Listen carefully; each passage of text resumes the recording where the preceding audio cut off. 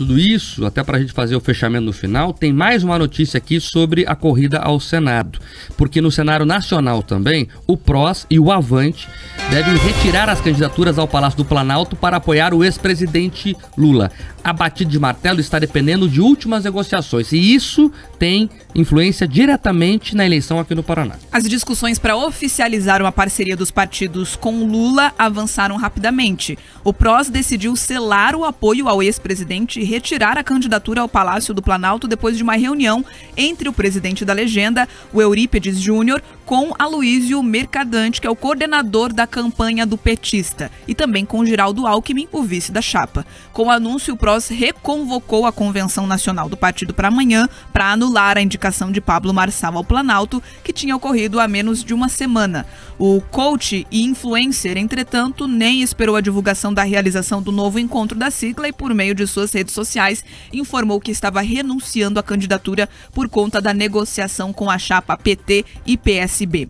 A aliança com o PT só pode ser costurada porque Eurípides Júnior reassumiu a legenda depois de conseguir uma liminar no Supremo Tribunal de Justiça no último domingo. Até então, o partido estava nas mãos do grupo do advogado Marcos Holanda, que lançou Pablo Marçal como candidato. Essa disputa judicial se arrasta desde o ano passado. Bia, de última hora, que ontem, no final da noite, ele meio que deu uma rasteira na direção do partido. Anunciou que iria renunciar, mas na hora H, nas redes sociais dele e tudo mais, denunciou, falou que vai pra briga, vai judicializar, falou que o presidente que assumiu de última hora já foi ali ficar de mãos dadas com o PT. Então, ele falou que não vai se entregar sem lutar. Vamos colocar nesses termos. Então, ainda essa novela do PROS, talvez ela se estenda, e isso quer dizer muita coisa. E o que está acontecendo nesse cenário nacional que a gente acabou de descrever também pode mexer no tabuleiro eleitoral aqui do Paraná. A deputada federal Aline Sleutz, que é alinhada com o presidente Jair Bolsonaro, ressaltou que mesmo com essa mudança, ela segue na disputa ao Senado pelo partido. Já as conversas com o Avante podem evoluir ainda hoje.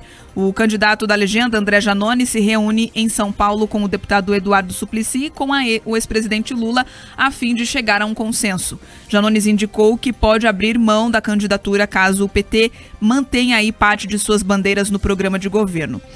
A campanha de Lula, inclusive, deu sinais de que está disposta a absorver as ideias do deputado federal para poder celebrar mais uma parceria. Rapidamente sobre a questão nacional, o Janones representa nada, ou quase nada. Tem quanta pesquisa? Ele chega a pontuar? Raramente chega no 1%. Então é isso, é isso.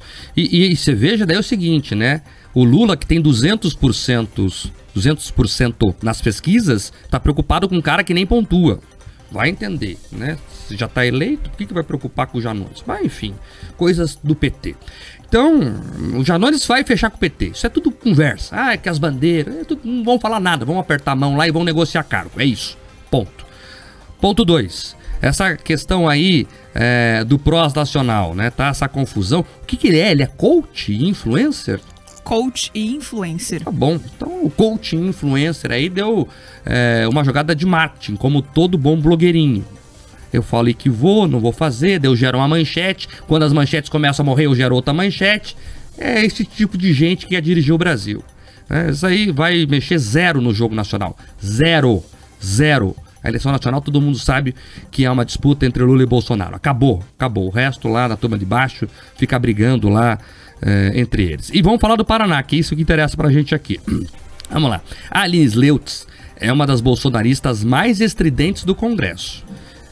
Lembra que eu falei que a vaca estava taxiando na pista? Tá aí, amigo. Ela falando que vai ser candidata mesmo com o partido alinhado com Lula. E aí eu fico imaginando, Pedroso, como é que vai ser esse palanque? O Lula aqui, a Aline Sleutz aqui. Como é que vai ser esse palanque? Né? É ela xingando ele de bandido e ele falando que ela apoia um genocida. Olha a loucura da política brasileira. E sabe o que é isso? Vamos fazer a análise correta agora. É gente que não trata a política de maneira séria. É gente que vê ali um mercado. Olha, que tem esse pessoal aqui que eu posso pegar uns votos. Então, serei candidato. Mas por que você é candidato? Porque você tem bandeira, você tem ideologia, você tem um histórico? Necessariamente não. Eu tenho ali um mercado que eu converso, um filão de votos e quero ser candidato ou candidata para atingir aquele filão de votos. Então, você tem partido? Não, não tenho. Pega qualquer um que tiver aí. E aí, fica refém desses negociadores de pequenos partidos. Aí ela foi para um partido que não tem ideologia nenhuma e falou que ia apoiar o Bolsonaro e no processo mudou totalmente e vai apoiar o Lula. Então é isso. Isso serve de lição para que a gente preste atenção nessas coisas, né? Candidatos têm que ter histórico, bagagem, ideologia, ter um partido que se alinhe minimamente ideologicamente. Ah, Mark, mas no Brasil poucos partidos têm ideologia. Verdade, poucos, quase nenhum. Mas você tem linhas mestras, pelo menos, Pedroso. Você tem linhas mestras. Quando você vai para esses nanicos ser candidato por ser candidato, sem grupo, sem ideia, sem proposta, dá nisso. Quando você vê essa quantidade de partidos, que atualmente já passam de 30, você se pergunta, o que pensa o Partido Republicano da Ordem Social? Vamos lá, o que pensam? É muito difícil entender. Quando você vê que em um momento eles estão falando ou em apoiar o Lula, ou em apoiar esse coach, pra quem não conhece ele, lembra de uma notícia que teve um pessoal que ficou preso, foi fazer um retiro de motivacional e ficou preso lá numa montanha porque subiu sem estrutura? Era ele que estava liderando. Tá? Então é esse o tipo de situação. O que a gente precisa discutir é que o número de partidos que ficam ali mamando na teta pública, porque o Marco falou assim, vacas voam, mas nesse caso tem muito político que não está interessado se ela voa ou não, está interessado no leite que ela dá. Porque é exatamente isso. Muitos desses partidos eles vivem esperando o processo eleitoral. Porque depois que criaram o fundo eleitoral, mesmo que o fundo partidário não chegue para eles, o fundo eleitoral chega. Então, eles querem esse dinheiro, eles querem negociar tempo de televisão. Então é fundamental que essa discussão sobre a quantidade de partidos, ela é urgente, justamente para que a máquina pública fique menos inchada. E parte dessa conta, muitas vezes o Supremo se coloca numa posição muito altiva. Parte da responsabilidade desse número de partidos, Mark, é do Supremo. Lá no final do mandato do FHC, você teve a aprovação de uma cláusula de barreira, de desempenho, que era justamente para evitar que esses nanicos continuassem se perpetuando.